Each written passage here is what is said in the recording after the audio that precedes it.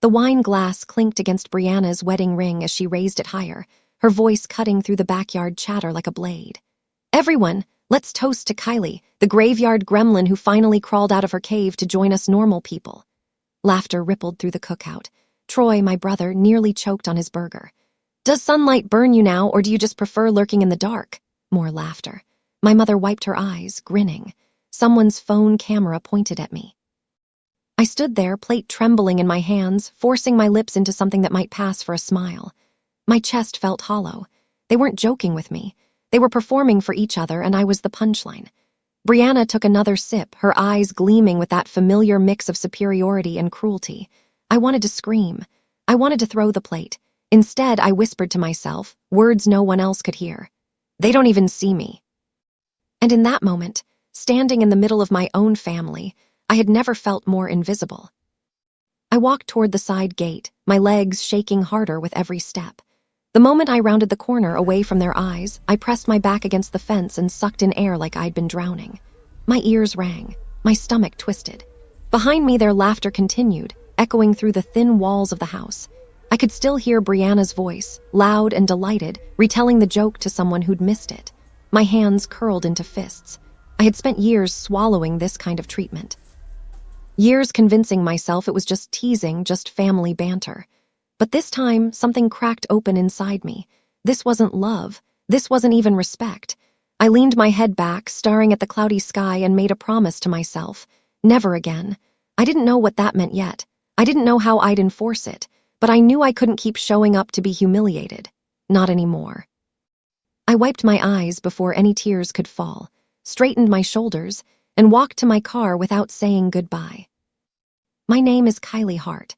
I'm 29 years old, and I work the night shift as a quality operations lead at MedTech Solutions, a medical manufacturing corporation that produces surgical supplies and diagnostic equipment. It's not glamorous. I don't wear heels or attend boardroom meetings. I wear steel-toed boots and a lab coat. I inspect machinery, verify shipments, and make sure every product that leaves our facility meets federal safety standards. People hear night shift and picture loneliness, failure, someone who couldn't get a real job. But my salary is higher than Troy's warehouse supervisor position. It's higher than my mother's part-time admin role. It's even close to what Brianna's husband Miles earns as a regional sales rep. The difference? I don't brag about it. I don't post LinkedIn updates or talk about my wins at family dinners. I just do my job quietly, competently. And for years, that silence made me an easy target. My family assumed my quietness meant weakness. They never asked what I actually did. They just decided I was less than them and built their jokes around that assumption. It started when I was young. Brianna was the golden child, perfect grades, perfect friends, perfect everything. Troy was the funny one, always cracking jokes, always the center of attention. I was the quiet one, the one who worked too hard, the one who didn't know how to relax. Every Thanksgiving, every Christmas, every birthday, there was always a moment, a comment, a look. Brianna would roll her eyes when I talked about school projects. Troy would interrupt me mid-sentence to tell a louder, funnier story. My mother would smile indulgently at them and remind me not to be so serious all the time.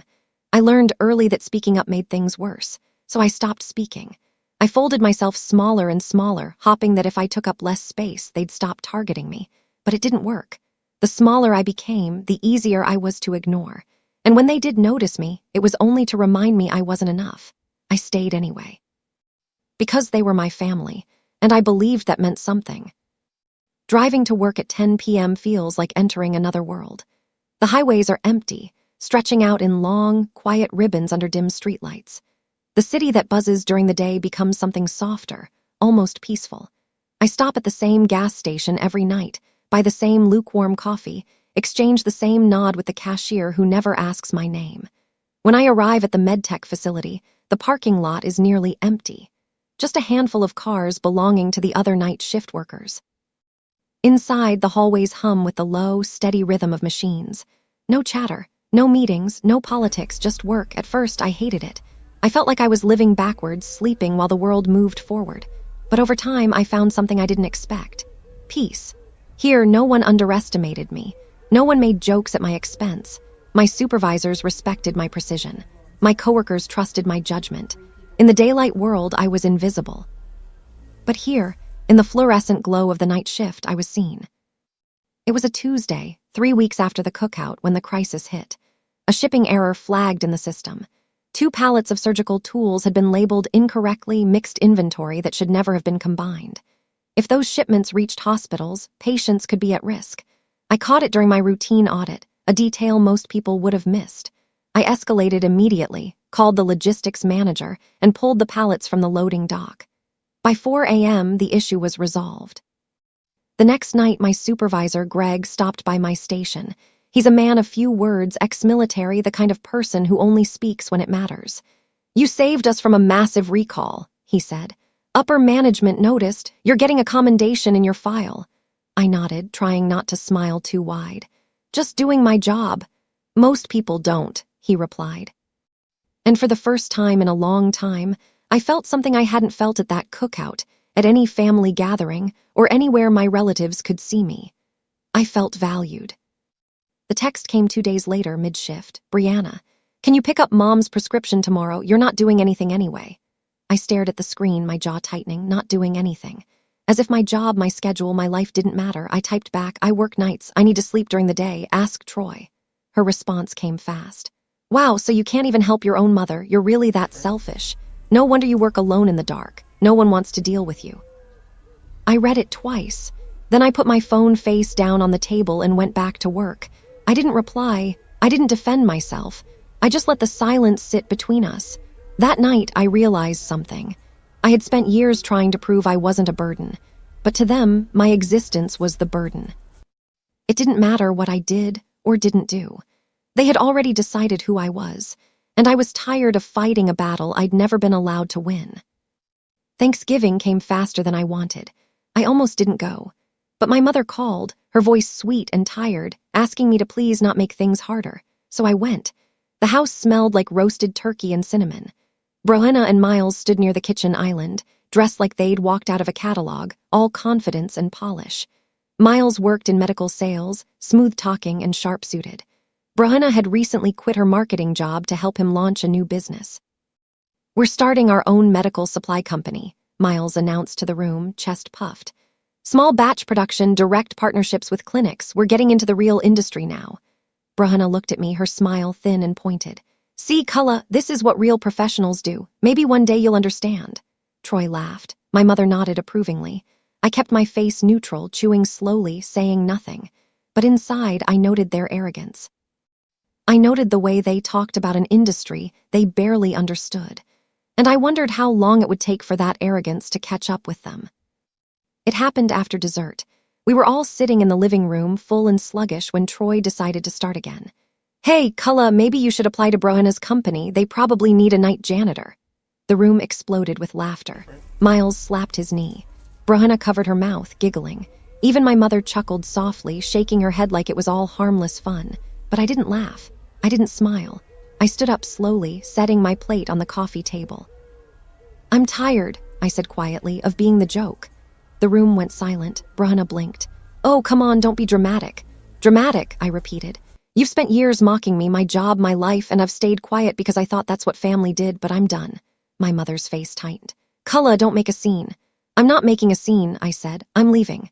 And I did. I walked out the door, got in my car, and drove home. My hands were shaking, my chest was tight. But for the first time, I didn't cry. 3 weeks later, I was halfway through my shift when Greg dropped a thick folder on my desk. "New vendor audit," he said. "Startup trying to partner with us, your lead on verification." I opened the folder, flipping through the compliance forms, shipping manifests, and product specs. Then I saw the company name printed at the top. Brohenna and Miles Hart Medical Supplies, LLC. My heart stopped. I read it again, slower this time, hoping I'd misread it. But no, there it was. Their entire business, their future, their investors, everything depended on passing our compliance review. And I was the person in charge of that review. I sat back in my chair, staring at the folder like it might bite me. They had no idea. No idea I worked here. No idea what my actual job was. No idea that the graveyard gremlin they mocked held their entire business in her hands. I took a deep breath and opened the first document. My hands were steady. My mind was clear. And I made a decision. I would follow every rule. No favoritism, no shortcuts, no mercy. I spent the rest of that shift in the break room, folder open in front of me, staring at their names. My coffee went cold. My sandwich sat untouched. I felt a strange mix of emotions, anger, fear, sadness, and something sharper. Power. For the first time in my life, I held something they needed. But I didn't want revenge. I didn't want to destroy them. I just wanted to do my job the right way, the safe way. The way that protected patients, hospitals, and the company I worked for. If their products met standards, I'd approve them. If they didn't, I wouldn't. It was that simple. I wouldn't bend the rules for them, but I also wouldn't break the rules against them. I closed the folder, finished my shift, and drove home as the sun started to rise. I slept deeply that day. When I woke up, I felt something I hadn't felt in years. Clarity. They had underestimated me my whole life.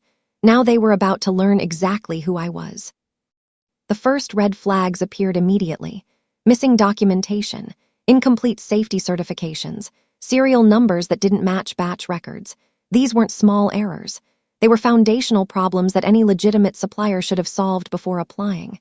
I created a formal request list and sent it through the system. Professional, neutral, no personal commentary, just facts. Please provide the following documents to proceed with verification. I waited. Days passed. No response. A week passed. Still nothing. I sent a follow-up. Finally, an email came back from Miles. We're a small operation. We'll get those to you soon. Soon wasn't good enough. Our protocols required complete documentation before moving forward. I marked their file as incomplete and moved on to other audits. But I kept their folder in my desk drawer. I knew this wasn't over. My mother called a few days later. Kylie, sweetheart, I think you should apologize to Brianna. I was folding laundry, phone tucked between my shoulder and ear. Apologize for what? For making her uncomfortable at Thanksgiving. She's been very upset. I laughed, a dry, humorless sound. I'm not apologizing for standing up for myself. You always have to make things difficult, my mother sighed. If you want to be part of this family, you need to try harder. I stopped folding. I've been trying my whole life. Well, maybe try differently, she said and hung up. I stood there holding a towel, feeling that old familiar ache, the ache of never being enough. But this time, the ache didn't make me want to bend. It made me want to stand taller. I blocked out the rest of the day, slept well, and went to work that night with my head high. Greg stopped by my desk during a quiet hour. Upper management is excited about the Hart medical deal, he said. They want it approved fast, big potential. I nodded slowly. I need complete documentation first. I know, he said, but there's pressure, just letting you know. After he left, I sat in the dim light of my monitor, feeling the weight of what he'd just said. Pressure. They wanted me to rush, to cut corners. To approve a partnership that could bring the company money, even if the vendor wasn't ready. But I thought about the patients, the hospitals, the surgeons who would use those tools, the people whose lives depended on precision and safety. I thought about the recalls I'd prevented, the errors I'd caught, the trust my team placed in me to do the job right, and I knew what I had to do. I wouldn't rush. I wouldn't bend. Not for upper management, and definitely not for Brianna and Miles. 2 weeks later, Miles resubmitted the forms. I opened the file with cautious hope. Maybe they'd fixed everything. Maybe they'd taken it seriously. But as I reviewed each document, my hope faded. Still incomplete, still missing key certifications, still sloppy. I documented every issue in detail and sent another rejection with a clear list of what was needed. This time, I CC'd my supervisor to protect myself. An hour later, Greg called me into his office. They're frustrated, he said. They think we're stalling. I'm not stalling, I replied calmly. I'm following protocol. If they can't meet basic standards, we can't approve them. Greg studied me for a moment, then nodded. Keep doing what you're doing. I trust your judgment. I left his office feeling both relieved and tense. I knew this was escalating. I knew Brianna and Miles were angry, but I also knew I was right, and that made all the difference. One morning, I stayed late after my shift to drop off paperwork in the main office. The building felt strange during the day, too bright, too loud, too full of people I didn't know. As I walked past the conference room, I saw them.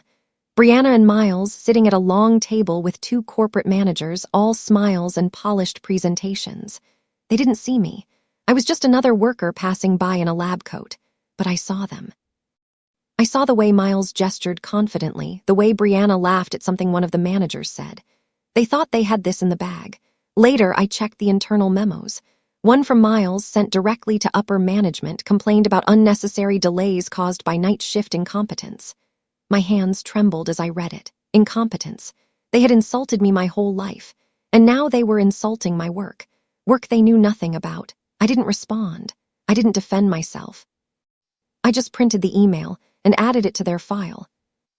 Anger simmered for days. Every time I opened their folder, I felt it rise in my chest. But I didn't let it control me. I stayed focused. I stayed professional. I reviewed every document they submitted with the same rigor I applied to every other vendor. And every time I found problems, missing data, inconsistent records, unapproved equipment, I documented everything, every email, every rejection, every note. I built a case not against them, but for safety, for integrity. For the patients who would never know my name, but whose lives depended on people like me doing our jobs right. One night, Greg sat down across from me in the break room. "You're holding the line," he said. "I respect that," I nodded.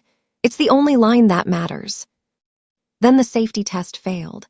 A random batch inspection, standard procedure for all new vendors, revealed contamination in their surgical tools. Not enough to be visible, but enough to fail sterility standards, enough to be dangerous. I stared at the report, my stomach sinking. This wasn't about paperwork anymore. This was about life and death. I escalated immediately, forwarding the results to quality assurance and upper management. Within hours, the tone shifted. The excitement about the Hart medical deal evaporated. Corporate lawyers got involved. Meetings were held. And suddenly, the pressure to approve them disappeared. Now there was pressure to protect the company from liability. I sat at my desk that night, staring at the failed test results, and felt something unexpected. Sadness. Not for them, but for the fact that it had come to this. That their arrogance, their shortcuts, their refusal to take this seriously had put people at risk. A week later, my phone buzzed. A text from Brianna. "Hey, it's been too long. Want to grab coffee this weekend?" I read it twice, then set the phone down. She had never asked me for coffee, ever. A few days later, another text. "Miss you, let's catch up soon." I didn't respond. Then I got a call from my Aunt Carol, who I barely spoke to. "Kylie, honey, I heard Brianna's business is going through some delays. You work in that industry, right? Maybe you could help." I kept my voice neutral.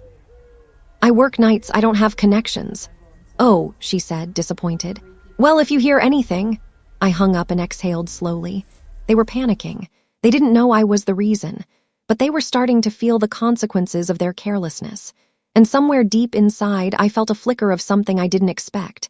Not satisfied, just quiet, steady resolve. The corporation ordered a full facility audit.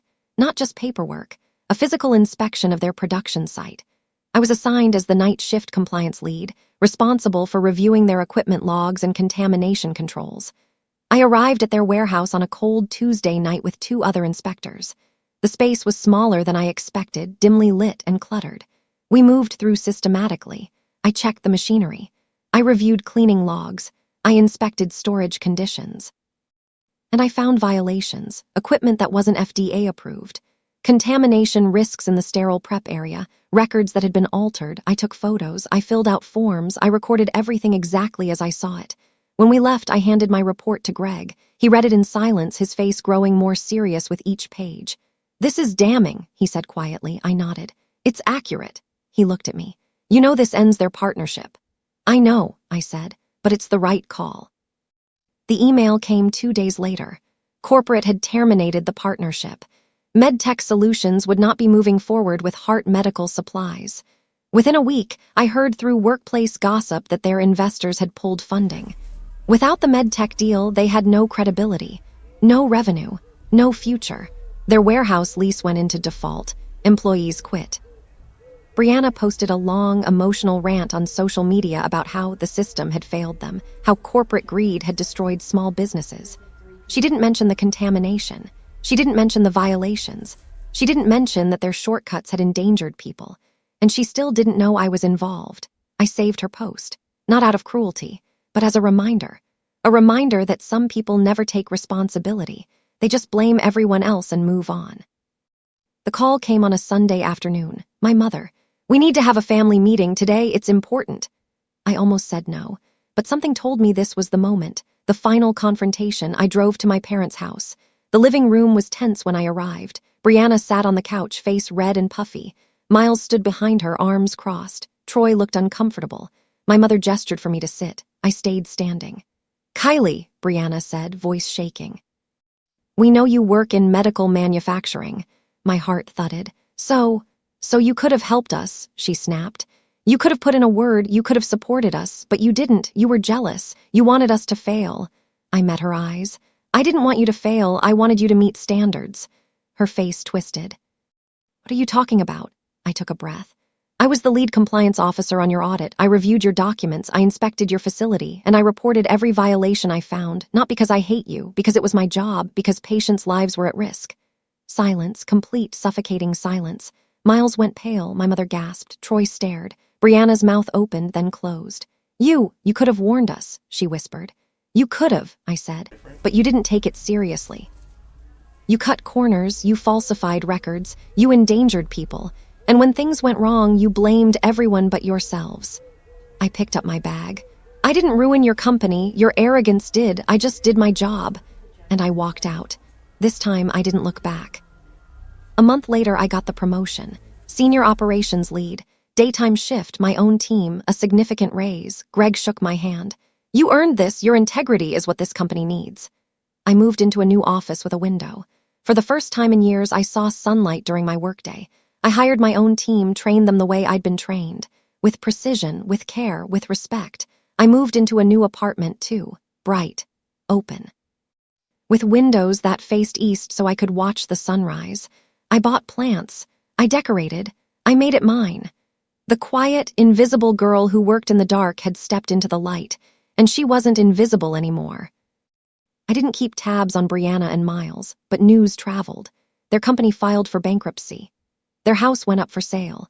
Their investors filed a lawsuit for negligence and misrepresentation. Everything collapsed, not because I targeted them, but because they had built their business on shortcuts and arrogance. And eventually that foundation crumbled. I heard about it through coworkers, through family gossip that reached me secondhand. And when I did, I felt nothing. No satisfaction. No guilt, just peace. They had mocked the job that could have saved them, and destroyed themselves in the process. I didn't need revenge. I never had. I just needed boundaries, and I finally had them. One evening, a few months later, I visited the old night shift floor. I walked through the quiet hallways, past the machines that still hummed steadily. I touched the desk where I used to sit, the place that had shaped me into someone strong, someone capable, someone who refused to be invisible. I thought about the girl who'd stood at that cookout, humiliated and heartbroken. I thought about the woman who'd walked out of her family's house for the last time, and I realized something. They had mocked the work that gave me dignity. They had dismissed the job that taught me my worth. But in the end, it was that job, that resilience, that quiet strength that saved me. I didn't destroy them. I just refused to save them at the cost of my integrity. I walked out of the building and into the warm evening air. The sun was setting. The sky was painted in soft pinks and golds, and for the first time in my life, I felt completely, undeniably free. They had spent years making me feel small. But I had spent those same years becoming unbreakable. And now, I was living on my own terms. What would you do in this situation? If this story resonated with you, I'd love to hear your thoughts in the comments. And if you want to hear more stories like this, make sure to subscribe so you don't miss what comes next.